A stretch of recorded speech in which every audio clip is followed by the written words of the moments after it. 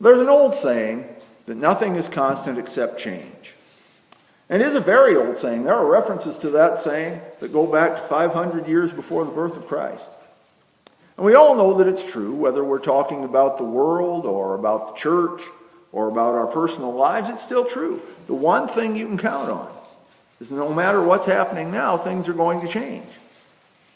And when we read the Bible, it's something that we need to keep in mind. Now, the Lord does not change, of course. Letter to the Hebrews tells us Jesus Christ is the same yesterday, today, and forever.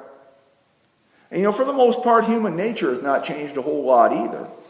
But the society in which we live in has changed. Living in north central South Dakota in the 21st century AD is a lot different from living in Jerusalem back when Jesus was on the earth. And it's something we need to keep in mind and something we need to think about when we look at Jesus' statement that in order to enter the kingdom of heaven, we need to become like little children. Now, I don't think little kids have changed a whole lot over 2,000 years. Kids are pretty much the same the world over. But the way we look at kids in our society is a lot different from the way we looked at kids back in Jesus' time. Today, we talk a lot about how important kids are. You'll hear that all the time about how children are our most important resource, or children are our future, or we're raising up the next generation of leaders, and so on and so on and so on. It's become a cliche that whenever politicians want to get approval for their pet project, they'll say they're doing it for the children. Now, I'll grant that a lot of times our society is a lot better at paying lip service to the importance of children than it is about actually doing things for the children. But the point remains that, in theory at least, our current society places a high value on children. And that's not how it was in Jesus' time. Children were not particularly valued when Jesus was on earth. Now, having children was considered important. In fact, if a married woman did not have children, she was considered to have been cursed by God somehow for some reason. But the children themselves were really not considered very valuable. And certainly nobody cared about what they thought, and nobody cared about how they felt about things. Children were to be seen and not heard, and it was really okay if they weren't seen all that often. When they got big enough and old enough to do some work, why then that was different. Then they might have some value. But when they were little, children had very little value, very little status. Basically, they were just another mouth to feed. So in our reading for today, when Jesus talks about how important children are, he was not just making a bland, politically correct statement there. He was making a radical statement. And when Jesus said that to enter the kingdom of heaven, we need to become like little children, he specifically had that low status of children in his mind. That's why he said in verse 4, whoever takes a humble place, becoming like this child, is the greatest in the kingdom of heaven. One of the ways in which you and I need to become like little children is to be humble.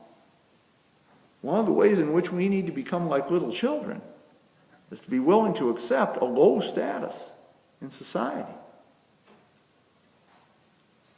And the people he was talking to did not want to hear that. Even the disciples did not want to hear that. Remember how this conversation starts. The disciples come to Jesus and ask him, who is the greatest in the kingdom of heaven? They're not thinking about how they can be humble. They're thinking about how they can become great. It was a common theme among the disciples, that the disciples wanted to become great.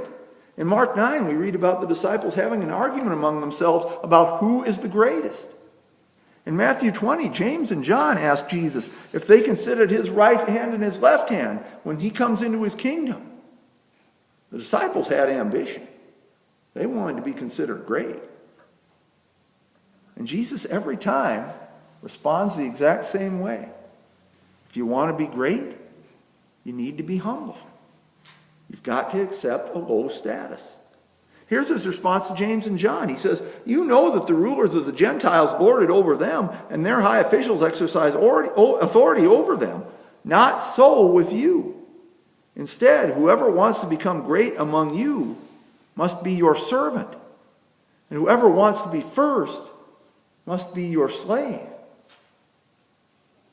Now, Jesus lived that. But the disciples, not so much. We're not told what the disciples' response was when Jesus said this. But I have to think they did not like hearing that very much. I mean, think of it from their point of view, you know. They're thinking, here I am, following the great Messiah, the Savior of the world. And I'm not just following him, I'm one of his closest friends, you know. I'm one of the people he relies on. I'm pretty hot stuff here. And I'm supposed to be a servant? Worse yet, a slave? I don't think so. Think about what being a servant or a slave means. That was about the lowest status a person could have. If you were a slave, nobody cared about you. You were property. You were like an ox, except the ox was stronger. Your first duty, your only duty really, was to obey the master. You did whatever he wanted. What you thought about it, what you felt about it, nobody cared about that. That was all irrelevant. Nobody cared. Everybody else came ahead of you. The master obviously came ahead of you. So did his family. So did his friends. So did pretty much everybody else. As a slave, you were at the bottom of the organizational chart. Everybody else came first. You came last. And that's what Jesus said you and I need to do to be great in the kingdom of heaven. We need to put everyone else first. We need to let everyone else come ahead of us. We need to put aside our own thoughts and our own feelings. We need to not think about whether anyone appreciates anything that we do. We need to not think about ever getting any credit for anything we do. We need to just do it.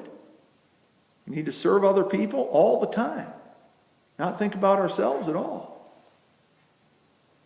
You know, that's a pretty tough standard. I know I don't meet it. And the disciples did not meet that standard either. I don't know very many people who do, quite honestly. To completely put others ahead of ourselves in everything. To not care at all whether anyone appreciates or even notices what we did.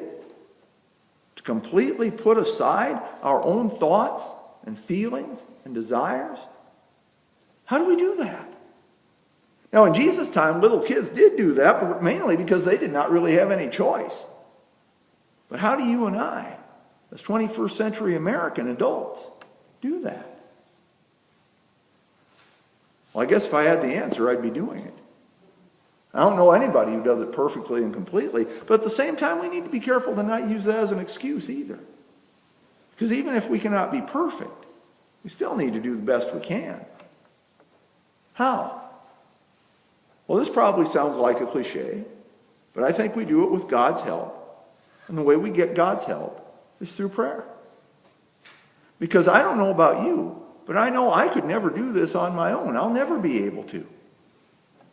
I might be able to do it for a while, but I might be able to put others ahead of myself on occasion, but I'd never be able to do it all the time, never.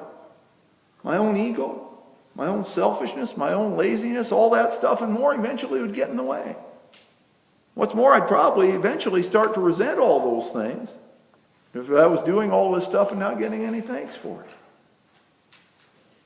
The only way that I can consistently and willingly put others ahead of myself without getting in my own way doing it is with God's help. And even then it's not easy because I'm constantly fighting God. You know, God tries to help me and I say, no, God, I'll do it on my own. God says, don't think about yourself. And I say, well, somebody's got to. God says, you focus on others and I'll take care of you. And I say, oh, no, God, I'll take care of myself. You focus on the others. God says you'll get your reward in heaven. And I say, yeah, well, I can't eat heaven. I need a reward now. I cannot do this on my own. I know that. I need God's help. And thank God, God never gives up on me. God never gives up on any of us.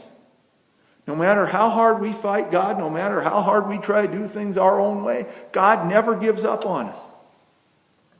God keeps nudging us, encouraging us, showing us how happier we'd be if we just would do things God's way.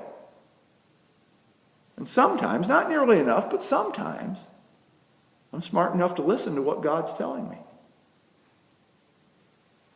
If you and I want to enter the kingdom of heaven, we need to accept being people of low status. Little kids in Jesus' time had no choice but to accept that. You and I do have a choice. We can do what most of society does. We can blow our own horn. We can pat ourselves on the back. We can make sure everybody knows how great and important we are. Or we can willingly accept a low status, put others ahead of ourselves, and be among the great who enter the kingdom of heaven. It's not easy, but with God's help, we can do this. Maybe not perfectly, because only God is perfect, but as well as we possibly can. And we know that if we keep trying, God will appreciate it, and God will help us. And God will never give up on us. Amen.